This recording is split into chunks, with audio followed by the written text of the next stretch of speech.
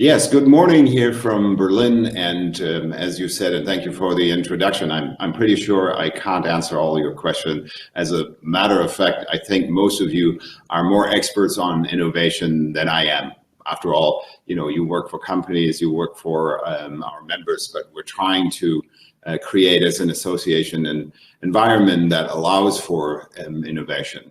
So what I would like to do today is to look at the broader picture, and I'm going to be doing a lot of yakking in the beginning, but there's some interesting things to look at, hopefully, that I brought with you, to the environment in which innovation is taking place at the moment. And well, the latest developments that really shape the energy world that we are in. This is what you are about, and we really missed out on that and on that exchange during the Smarter E. So I'm glad that we have found this format. Now, you've all heard the saying about challenges also being opportunities. And boy, 2020 had some challenges for us. I mean, the pandemic, along with the massive human toll that it is still taking, is the very reason why we come together in this digital format instead of meeting in Munich. And I would like to explore with you just briefly for the setting the parallels and the parallels between the pandemic that we are seeing and climate change that we are fighting, because fighting climate change means changing that energy picture. So I think we do have a, so what it means to me is the pandemic really drove home how hard it really actually will be to tackle climate change and to stay within that 1.5 Celsius range of the Paris Agreement, because even, the pandemic has led to a slowdown in public life, to those massive restrictions that we are facing and that are being eased in some places and not so much in others. And even that slowdown meant we didn't meet the goals. Even that wasn't enough. So what we are seeing, maybe the pandemic is pushing the fast forward button on climate change. It's just more intense. It is now, but the changes of the climate are going to be here for a more prolonged period. And they have two things in common. They don't care about borders, and they affect overproportionally those who are poor on the planet. So what it means, even the slowdown that we're seeing with the pandemic, really not flying, not using transportation, industrial production being down, that's not enough to meet the goals. So we really have to do our homework on decarbonization, and we really need to branch out in all of the other sectors that are there to make sure we decarbonize them as well. And we use as much renewable energy, and we use as much solar as we can. The good news is we are here at a platform where that is possible, and that the renewable energy solutions, no matter where you are, and I'm going to show you some of these things. Oh, wow, I'm sorry, traffic. The good news is that no matter where you are on the planet, there are renewable solutions for whatever energy need you have today, and they're very cost effective. I think a big part is decentralization. Even though we can integrate with infrastructure, we don't necessarily need infrastructure, particularly when it comes to PV and batteries. And digitalization and the software to run these things are going to help us interconnect with the entire system and with the other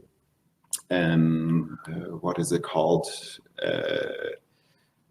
With the other sectors that are there around us, like charging infrastructure and so on. I'm going to get into that.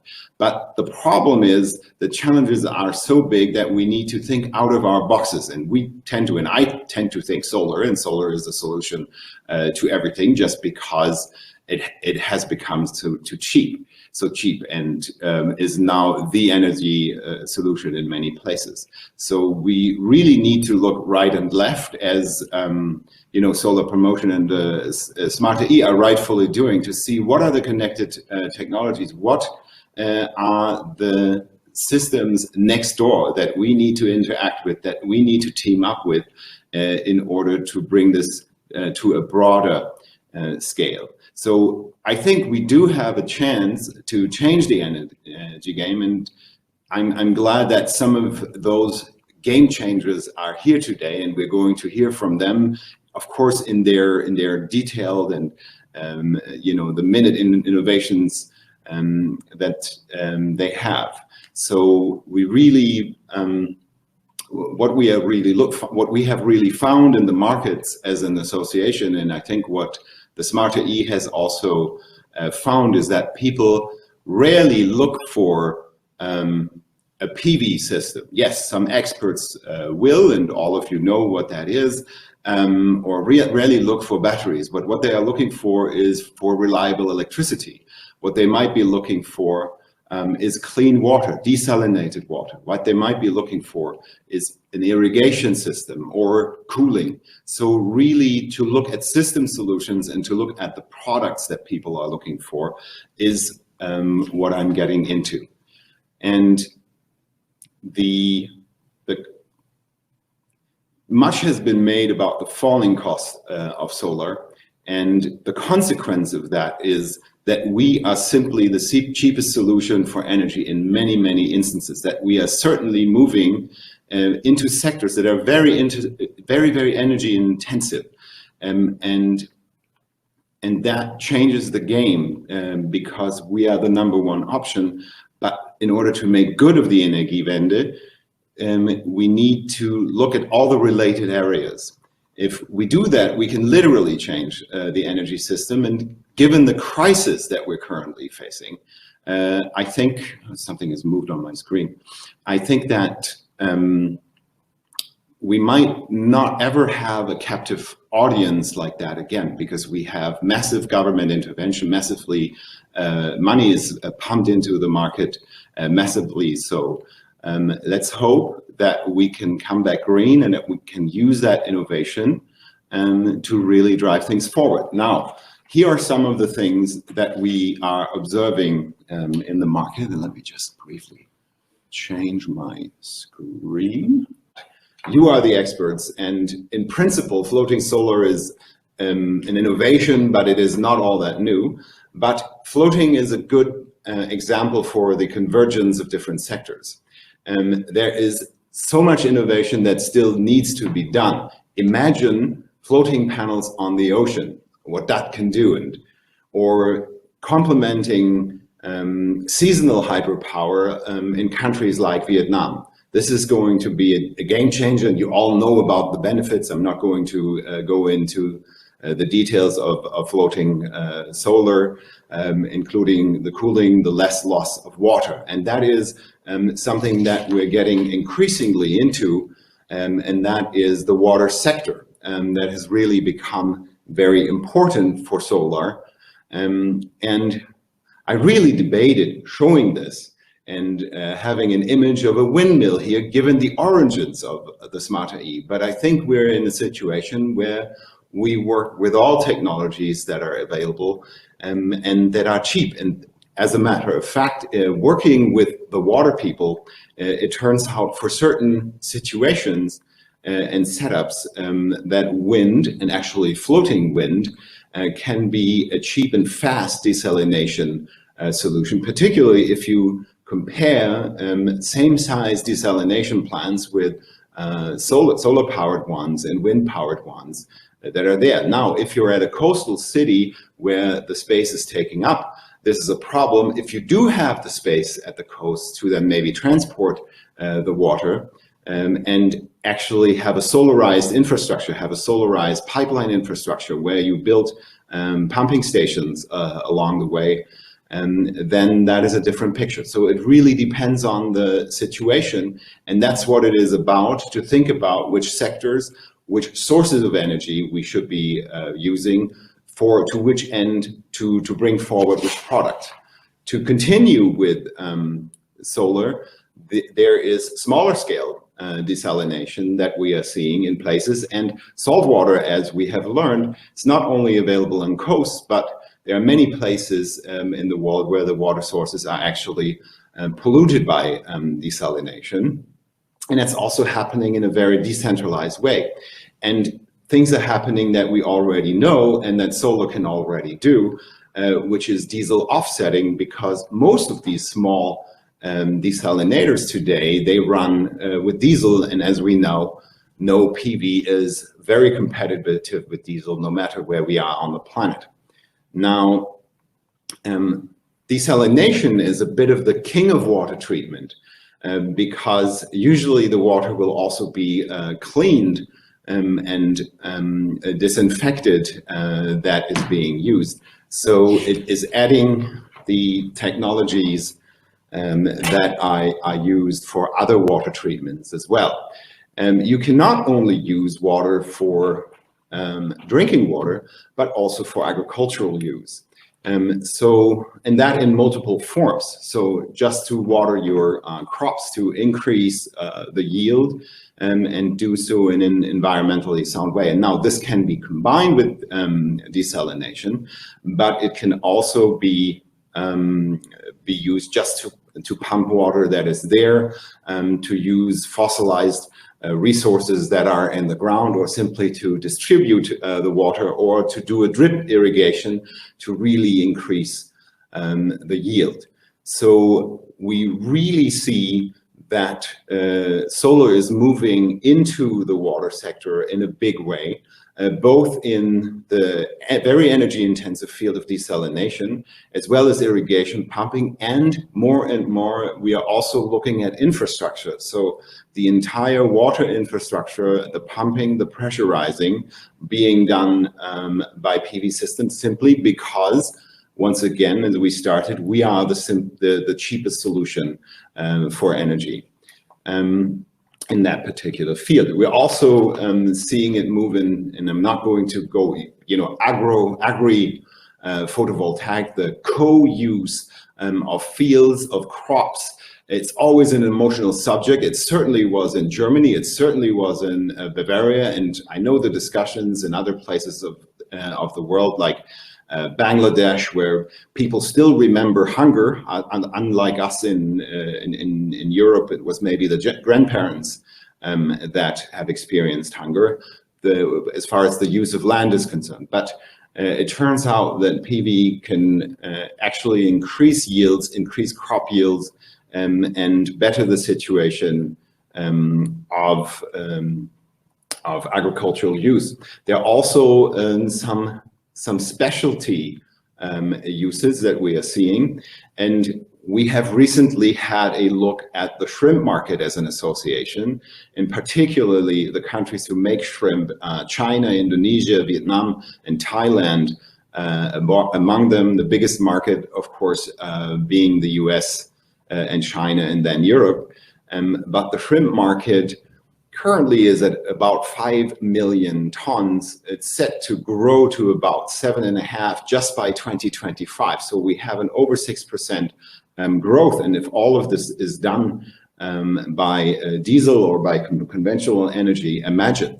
So this concept here by one of our members also shows how different sectors are affected, because you do have the desalination, you have the ability to grow the shrimp in farming, and there are also local benefits, because there is excess electricity that is available.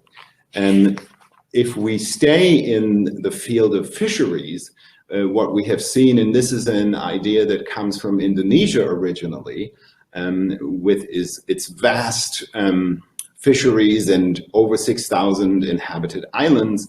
The problem is, how do you keep that fish cool? How do you cool the fish on the boat? And at the moment, people are using diesel generators to run deep freezers to freeze water in plastic bags, which then ends up in the ocean. So this is a very simple solution, not using storage actually, just because the storage is the ice itself.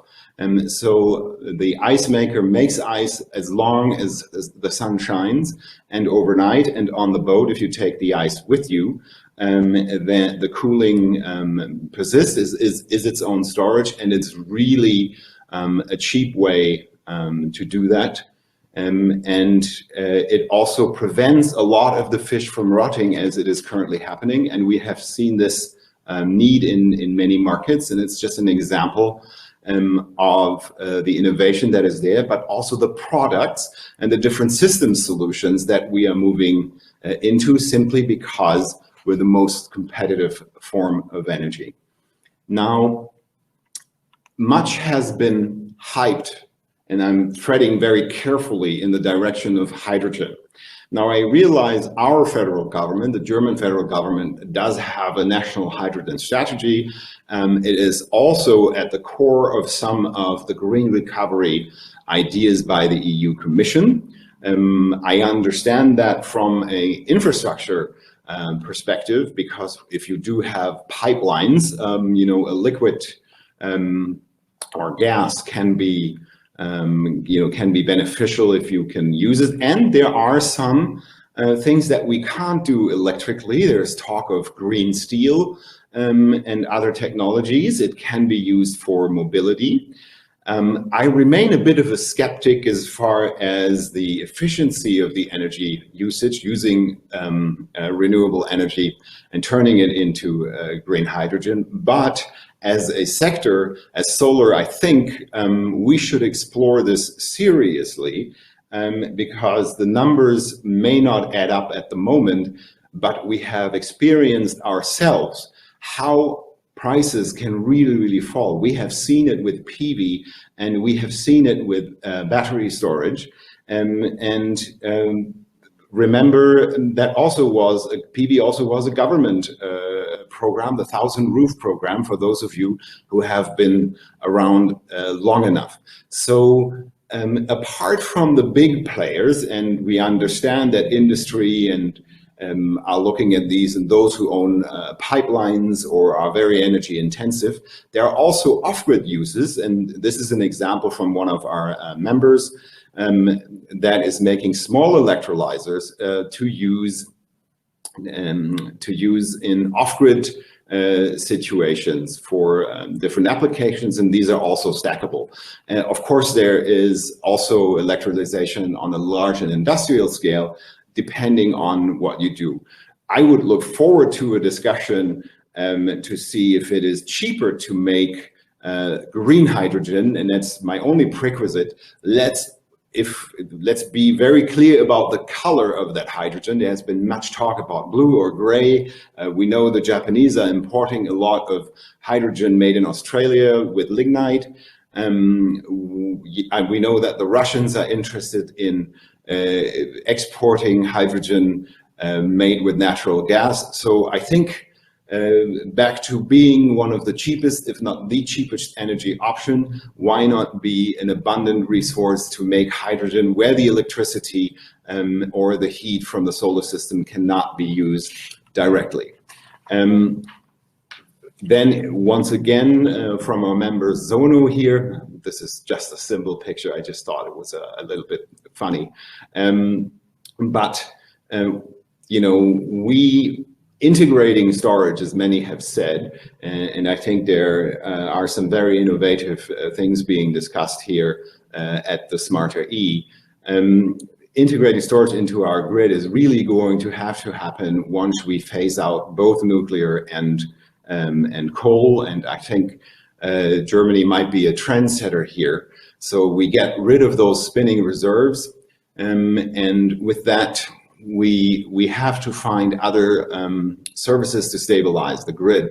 And here's another sector that is, of course, mobility, and that is the charging infrastructure that comes to it and then connects to the PV systems. And it's really important that the innovation there to do it intelligently, both on the technology side, but also to make sure we have the right framework conditions, that it is easy to do. So I'll be interested to see also which role hydrogen is going to play here. You know, if we really scale it up massively, At the moment, as far as I can see the market, the electricity guys and the battery guys seem to have the edge. But as long as it's green, it may be an option worth exploring very much. And then this may seem a bit off topic here, but actually it is not. This is also from one of our members, and it's something that connects what we have seen in the beginning of the talk, and that's the pandemic and the refugee crisis. Both of these are going to be with us for a while, and we are going to be asked to step up to the plate. Now, these are some examples from refugee camps, but also from very human needs, like having medical clinics or testing for COVID-19 that can be mobile and work without infrastructure. So I think the innovation to show how you can work in very difficult circumstances is important, and take away the medical clinic. What you have with these solutions is productive use. You can do a number of things, and I know that there are other companies who offer these, but you can do a number of things with such setups. Once you have energy, you have access to the internet, you have access to all sorts of resources, and you can use the energy to make something and use the energy for economic activity. So it also requires us to make some partnerships, form partnerships with companies, with maybe other SMEs or with organizations, with governments worldwide, to see what type of innovation we can drive here, what type of services and products we can drive, because we are the go-to technology here. And I showed you the off-grid solutions, but also let's look at the densely populated cities that we have in Europe and elsewhere. And this is a setup from one of our projects that was just finished this year, PVP for Grid. I'm not going to go into minute detail there, but you all know about, and we explored the synergies that you can do by collectively acting. So if you combine residential usage, residential generation, as well as businesses, small businesses, charging infrastructure, and mobility, heating and cooling. If you do so collectively instead of each building for its own, there are huge benefits in the direct consumption and in the strain that you can take off the grid and the money that you can save. You can be a lot more efficient if, this has been said many times, a resident isn't home during the day because they're at work, but the business downstairs or next door, if that is allowed through regulation, can use the energy and, for instance, also charge the electro mobility platforms, whatever that is, if it's a car or an electric scooter or anything like that. So I think I will be intensely watching what type of innovations are on offer. I really look forward to that, and particularly with regards to grid friendliness and saving money on laying down copper, which is really expensive, as to using the energy in a smart and efficient way, and to moving and combining all of these sectors. And to me, that image of that quarter in a city with a different energy uses really drives home where the innovation must lie. Just as a bonus from some of our projects, there are some things that I still wish for, and yes, and they're not, they're particulars to very challenging markets. And one thing is, I know that coated glass exists, but you wouldn't believe the situations, particularly in the mega cities in Southeast Asia, this being Dhaka, the soiling problem that we have, or if we go into the combination with agriculture, where we do have a lot of crop dust that is around. So really, I would like you as innovators to really focus on what we can done. We have seen the yield, for instance, on that system there go down significantly because of the air pollution. And that is, if the air pollution is already so bad that solar can't help you, you know that you have a problem. The other thing is, we already know, and on the left that is Lagos, Nigeria. This is a bank building, and of course a beautiful ship, diesel, on the 6th floor. We know that diesel offsetting is one of the major markets. Nigeria alone has 14 gigawatts of diesel generators, small and big, like this one, that wait to be replaced. What is the challenge? The challenge isn't the technology. The technology is there. We can do that for a long time. We have the smart systems that can also integrate the old diesel, PV, and batteries that can make sure that there is a reliable supply, that a company gets stable electricity, which is also a challenge in countries like Nigeria. But the problem is the financing.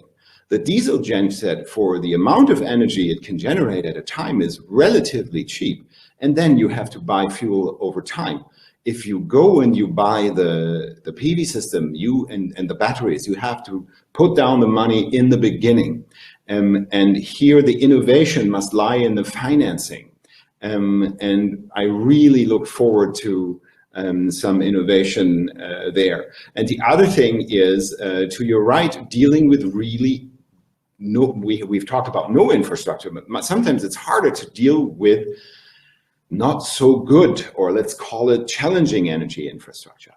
So much has been made about equipping buildings, let's say garment factories in Bangladesh, this happens to be Bangladesh, with PV, to make them greener. But if you look at the installations you find locally and the building standards, this is really a problem. You don't want to add a DC system to that mess. So really, this is something where I would like to see innovation as well. These are just some wishes from some of our work and from some of our partners.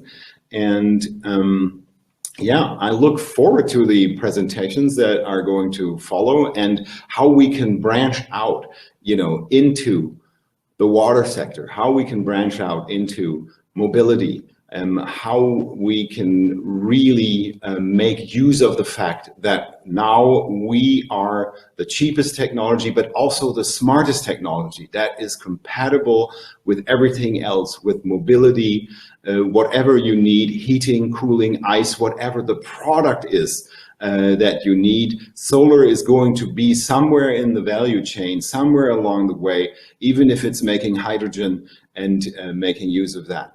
So I think to end, there is a need for speed for the Energiewende, and I think it is really a growing need. We have seen that the pandemic, the shutdown alone wasn't enough to bring emissions down. So we're not going to meet that challenge if we remain in our boxes, like the PV box, like we used to do in Germany. We would just feed in. And I really appreciate the efforts there by the Smarter E for also the rebranding, because it got me thinking about what solar is today, what storage is, what is necessary to connect with, and what are the other sectors that are obvious partners to us in the innovation and the growing. And I hope we can all team up with them, and I hope to be able to see all of you in person next year at the latest at the Smarter E in Munich. Thank you, and please let me know if there are any questions.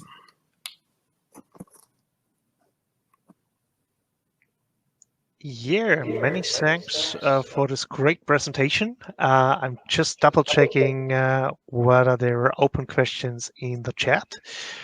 So far, I can congratulate you. You did a great job, so no questions open. Yes, so everybody, please feel free to ask David everything you want. I think it's a good chance to talk to an expert directly. So don't be so shy. So We have a lot of international guests so far. We have people from Pakistan. Good morning, everyone. We have people from the Nordics. We have people from all over Europe, I can see. So I think it's a good platform for you also to demonstrate what we achieved here in Germany in terms of solar. It was really good. So are there any questions, people? Come on. Don't let me hang dry here. Good. If there are no questions, I will ask some questions. Now I'm afraid.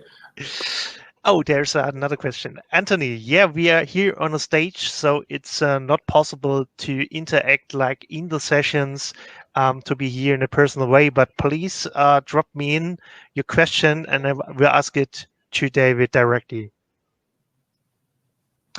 Yeah, there we have a really good question from Nina. Good morning, Nina. Many thanks for your question.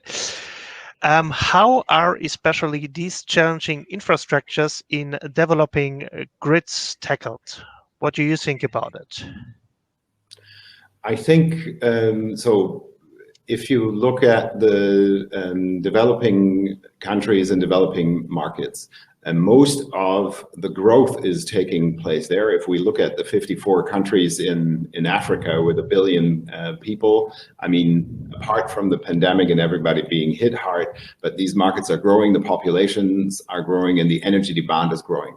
But the infrastructure that is there, the energy infrastructure and other infrastructure, is not up to the challenge. So what the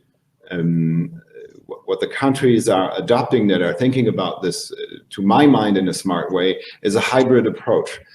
So they don't necessarily build a grid infrastructure. They only do that between large entities, or if they have generation, for instance, at the coast to bring the electricity in or to supply the large cities. No doubt a mega city of 20 million people is going to need a grid. But there are areas where it's more economic to go off-grid. And what we have experienced, for instance, in Kenya, is once there are mini grids, it's good to make them on-grid ready, because what is that? Much like we in the development looked at satellite images of the countryside and finding that people actually had electricity because they had diesels, and our member companies went because they like to go where people already use electricity because they know what to do with it. And then a couple of years later, the grid provider came because they saw, oh, there is a market, there are customers here, and maybe I can cut them a deal. And just important to work on the framework as well, that the PV systems that are in place then are able to feed in. But in many places, we also see this in parts of Victoria, in Australia, it is simply cheaper to build a mini grid or a microgrid than to bring the infrastructure there. And this is something that only has happened in recent years. So that is being tackled. We are also working, and this really drove the point home to me, in Russia, where 60% of the country, it's a big country, is not electrified. It's not a lot of people there, but at least 20 million. And also there, most people are using diesel. And interestingly enough, diesel offsetting, even in Siberia, for that part of the year that you have light, is cheaper, because you compete with diesel that you bring there over a frozen river in a tanker trailer, and the diesel you have to maintain. So it's going to be very interesting to see what happens. All of the Nordics, you said some of the Nordics are there, and the Nordics have started with that. In areas where they don't have a grid. I know even the US of A is doing it in Alaska, and Canada is doing it in the polar circle. And that really just drives home the point as to how competitive solar has become. And it is a hybrid. It really requires smart thinking when it comes to the infrastructure being built. Do you build off-grid infrastructure? Do you, because no grid is ever going to come. Do you build on-grid ready infrastructure? And how do you ready other infrastructure, like the gas pipelines, for instance, hydrogen, should this become a big thing? We don't we don't know yet, but as the smarter E, I would definitely watch this sector very, very closely in case we see prices tumble as well. Wow, really big knowledge. My respect. Can you please do a step to the right, because then we can see you much Yes, more in the field. Yeah, wonderful. Yes, in the Cool. flesh. Then we have another question from Mosen. He is asking, what do you think about the future of energy storage? Lithium-ion batteries or hydrogen? Mm-hmm. Here the answer is similar. What we are seeing a technology race. I know there are some shortages in some of the resources, and we are going to have to scale up massively. So I don't think we have a choice in using either or. But I think it's going to have to be a combination of things. And we are also seeing, as we are at an innovation day, we're still seeing in solar, we're seeing this in storage, that innovation hasn't come to a halt. So we really are going to need all the different resources. That's why I also showed you a windmill. Depending on the geographic situation that you have, depending on the infrastructure that you have or don't have, and on the energy need, what type it is. Do you need electricity, heating, cooling? You're going to have to find a renewable source. And then to balance the grid or to store it, you need to use different storage technologies. If you have mountains, if you're Georgia, then you can do a lot of hydro storage. If you're northern Germany, good luck. You're very flat. The ice age flattened you like the Netherlands. But maybe there's tidal energy we are still working on. The good thing about solar is that it's so scalable and that it is compatible with any infrastructure that is there. So it can even be used to balance a grid and to compensate for grid loss, like they are trying in Australia, because they have a very large a very large long distance grid and very little usage. So they're actually starting to build PV plants along the grid to compensate for the grid loss over the long distances. Cool. Really good. I like that. I can listen to you hours and would say I will learn every minute is another one. Really good. Yeah, then we have a good question here from Alexander. Is there a future for floating solar in Germany? I think that's also a good question. I think so, yes, but the application is a little bit limited. If you look at hydro, the challenge with Germany is we build all the hydro resources that we have, basically, in the 60s and 70s of the last century, we must say. And some of these can be used and retrofitted with floating solar, but there are not so many bodies of water, but we do have land scarcity. So I think there is a future for it, but it is a little bit limited. The political framework certainly favors building systems on existing structures, but given the vast scale of energy, and if I look at the energy scenarios of our government, they think because of efficiency, the electrical use is going down.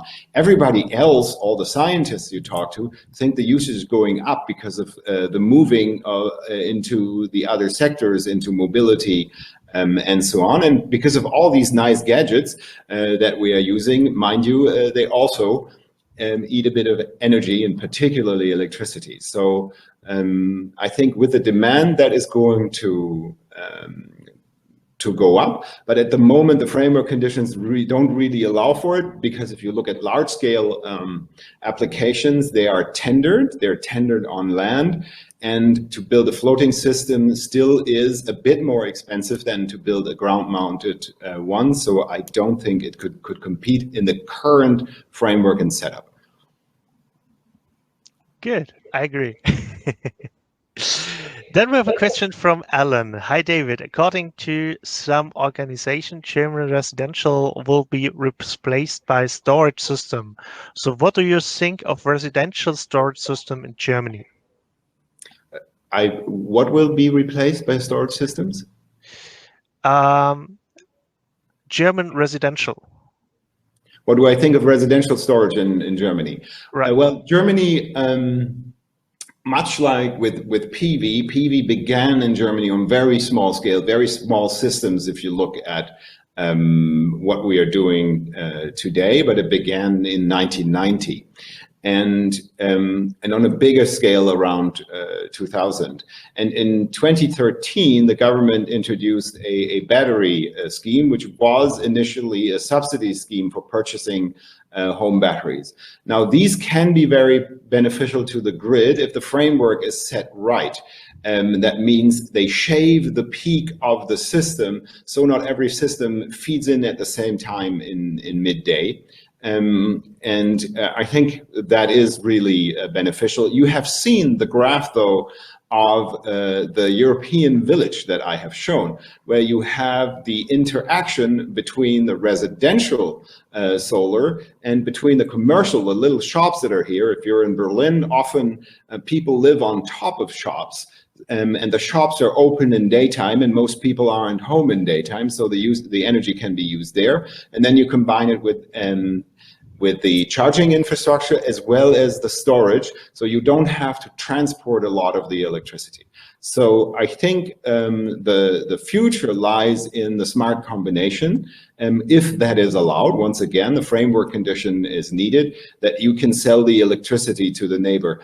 And particularly when it comes to storage, Germany is not a shining city on the hill and not a good example for the regulation, because the regulation was written, if you go to the animal kingdom, when there was animals and plants. There were uses of electricity and there were generators of electricity.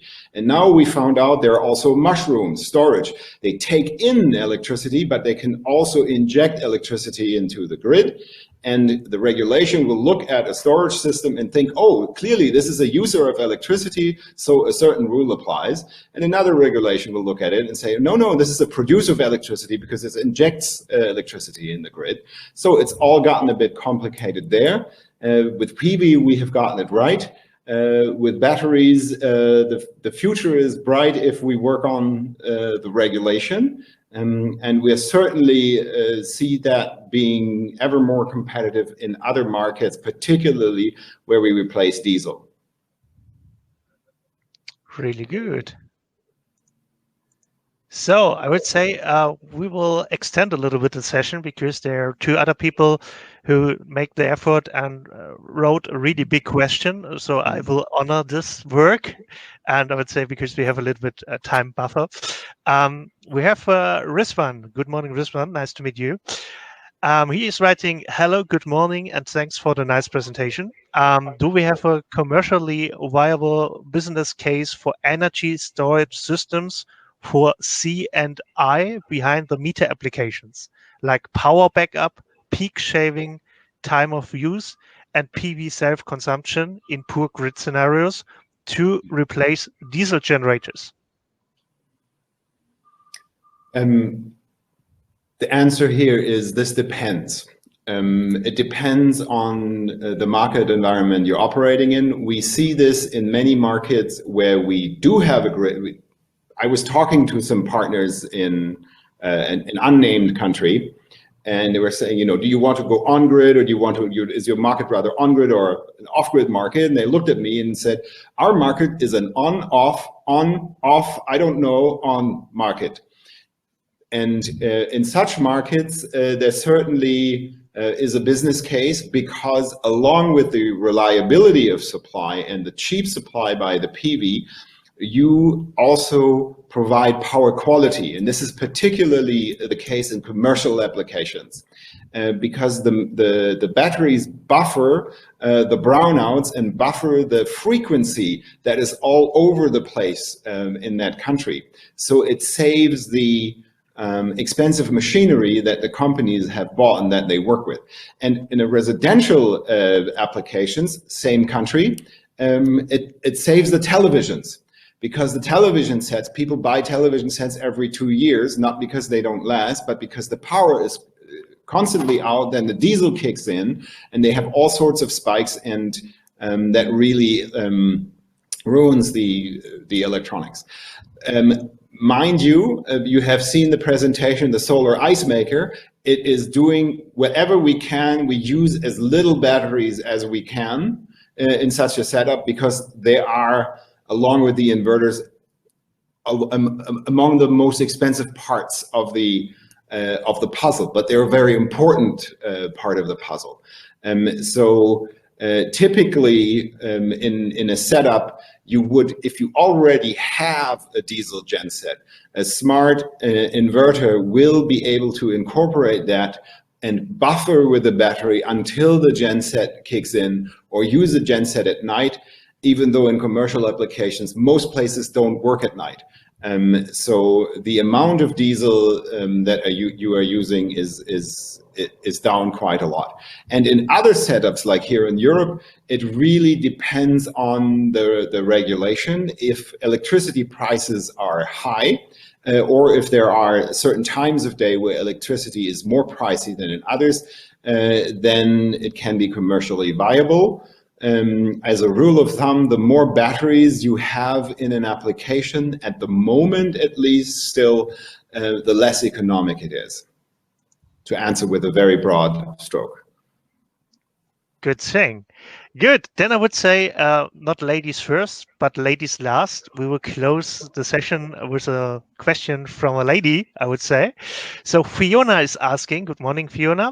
Dear David, some inverter manufacturers like Sungrow, Inch-Team, Effect started to input more resources into EV mobility. Do you think it is because the inverter market would decrease gradually? I'm not going to comment on business models of particular companies, but I think with the growth that we are seeing, I don't see a decrease in the inverter market at all. The inverter typically is the brains of the operation. And yes, the batteries also come with smart technologies, and there are some people, building boxes and smart software and all that. So I'm not going to say which system and idea is best, but as the presentation has shown, there are so many other sectors to our right and left. There's the charging infrastructure that needs to go in the EV. There are the batteries. There is the water treatment that we have. There's the infrastructure we are getting into. We are getting massively into buildings to make them efficient and to make them generate much of their own energy. And for all of that, you need to convert DC into AC electricity, because that's what we use, and you need to have a control instance that deals with all that, even if you have a very stable grid situation like in Germany, where the downtime of the grid is about 11 minutes a year, or if you're in an off-grid or on-off-grid situation where you're dealing with a lot of fluctuation. So usually the brains of the operation there is the inverter, or are the inverters in a cluster in a larger systems that work together. So no, I don't see a decrease. I see an increasing solar market. We have taken a hit like everybody else. It's 2020. It's the year of the pandemic. We are actually going through this year pretty okay, I would think. But I expect massive growth, and I really hope that governments have, heard the call, and if they take all that money and they invest now, that they invest to come back green. I'd say that are good words. So many thanks for your time today.